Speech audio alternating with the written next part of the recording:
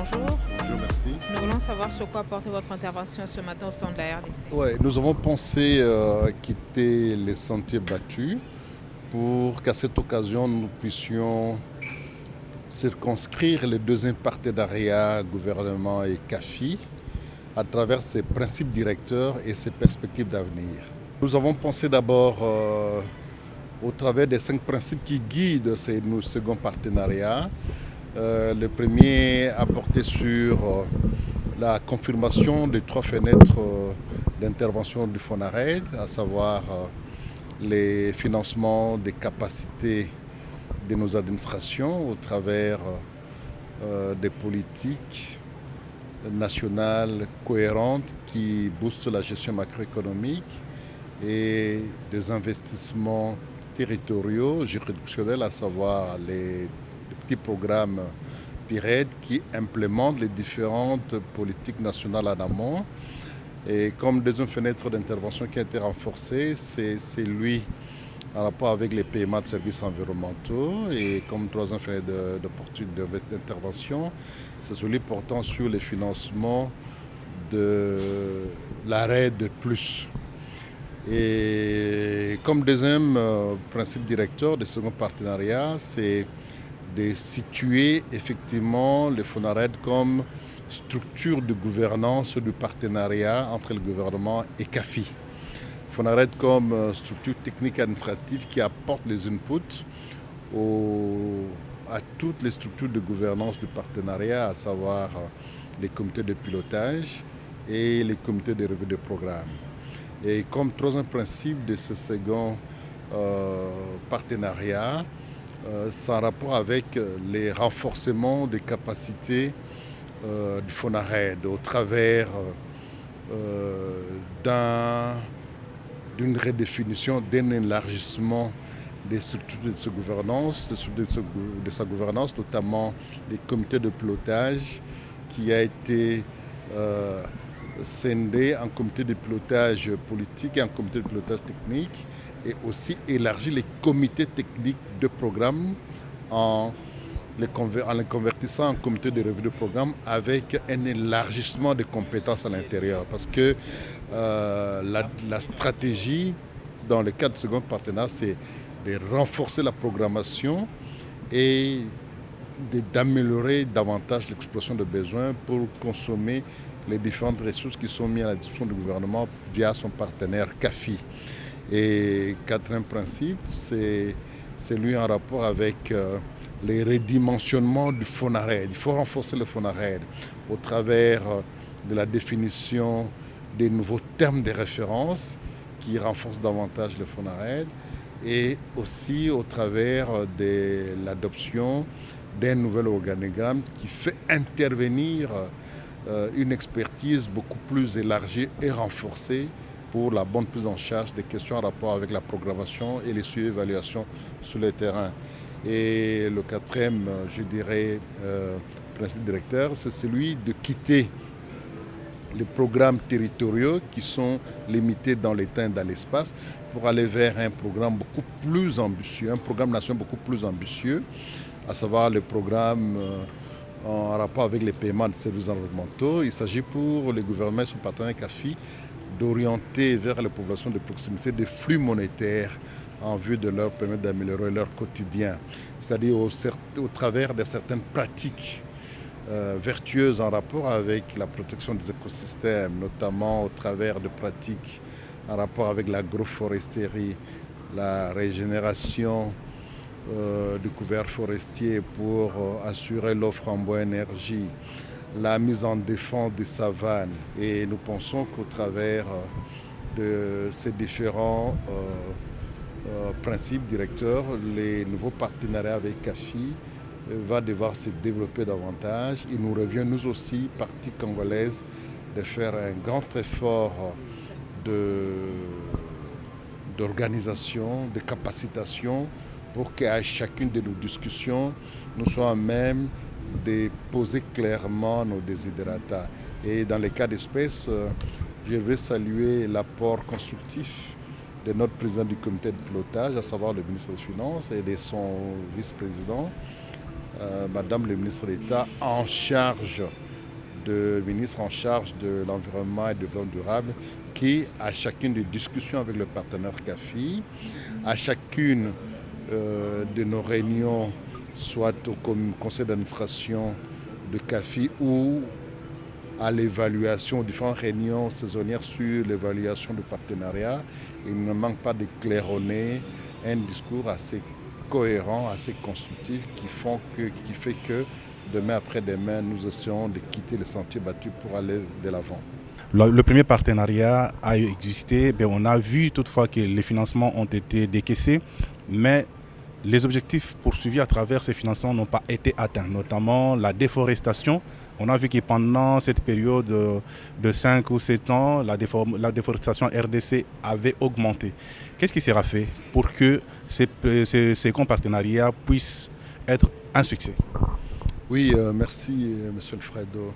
Nous devons bien nous accorder sur le moteur de la déforestation et tout un atelier national a été organisé et nous sommes arrivés vers un consensus sur le moteur de la déforestation.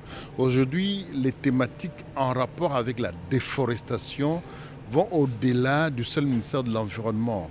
Elles portent sur l'aménagement du territoire, sur la tenue foncière, sur l'énergie, les bois-énergie.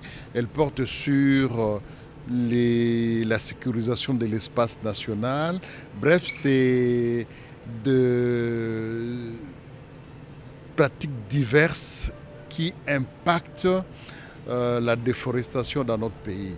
Et au travers du premier partenariat, bénéficier de 200 millions pour des forêts qui représentent à peu près 60% du territoire national.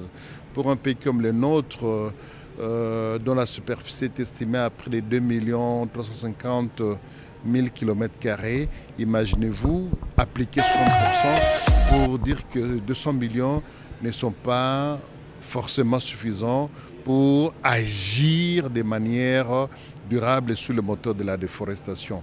Mais il faut commencer quelque part.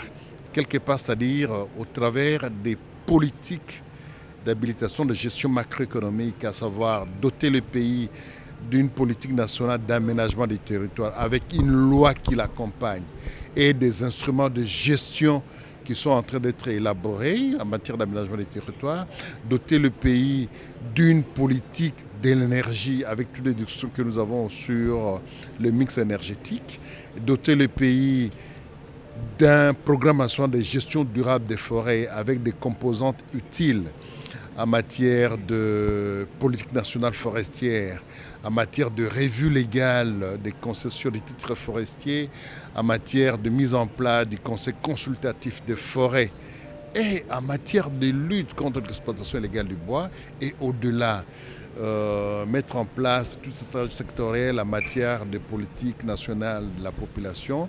Nous disons que lentement mais sûrement, notre pays va, pour se doter des instruments de gestion macroéconomique, à même d'influer durablement sur les couverts forestiers nationaux. Nous disons que 200 millions, c'est un début, mais le chemin est extrêmement laborieux, le parcours est long, c'est un parcours de combattants, il est sinueux, montant et balisé. Nous devons absolument garder espoir pour que demain, nous puissions inverser les courbes de la déforestation. Plusieurs acteurs de la société civile se sont accordés pour conclure que les partenaires comme Enabel n'ont pas été efficaces sur le terrain, surtout lors du premier partenariat. Bien curieusement, on a constaté que c'est un des partenaires qui reçoit encore beaucoup d'argent pour ce deuxième partenariat avec des résultats entre guillemets médiocres. Quelle est votre réaction? Oui, nous ne sommes pas ici pour côté les uns les autres. Nous sommes plutôt ici pour exprimer les différentes discussions que nous avons au niveau du FONARED. Et ici, je tiens à vous dire que nous avions eu le mois passé des discussions assez corsées avec les différentes agences d'exécution du système des Nations Unies, notamment en rapport avec les coûts des structures, parce que nous avons noté que pour certaines, les coûts de structure vont au-delà de 52% de l'ensemble d'enveloppes décaissées pour un projet. Si vous avez des coûts de structure de l'ordre de 52%, au-delà des 18% requis suivant les normes CAFI et FONARED, donc à résumer, même les cibles à atteindre par les programmes seront suffisamment anémiées. Et vous savez, quand nous développons des programmes PIRED, il y a différentes composantes. Il y a une composante essentielle sur la gouvernance et une composante sur la impacterait de plus, notamment en termes d'agroforesterie, en termes de culture pérenne, durable, en termes de structuration de proximité. Bref, si nous consacrons des programmes qui absorbent 52% de ressources pour leur mise en œuvre, et tout ce qui se fait là comme composante, comme je l'ai dit là, de mise en défense de savane, de forêt, nous n'allons pas les atteindre comme il se doit. Soit nous allons y aller ou les atteindre, mais à des proportions réduites, congrues. Donc les discussions et les ministres, le président du comité de pilotage et son vice-président, à savoir Madame le Sénateur en charge de l'environnement et du développement durable, sont revenus là-dessus et plus d'une agence a sensiblement retraité ses coûts de structure. Mais au niveau du gouvernement, le gouvernement dit non, moi je voudrais faire plus. C'est-à-dire, il a insisté au travers des discussions constructives avec le partenaire pour que aujourd'hui, au travers des programmes que nous développons, ici je fais allusion au programme sur le paiement de services environnementaux, à faire intervenir les ONG et les entités nationales. Pourquoi?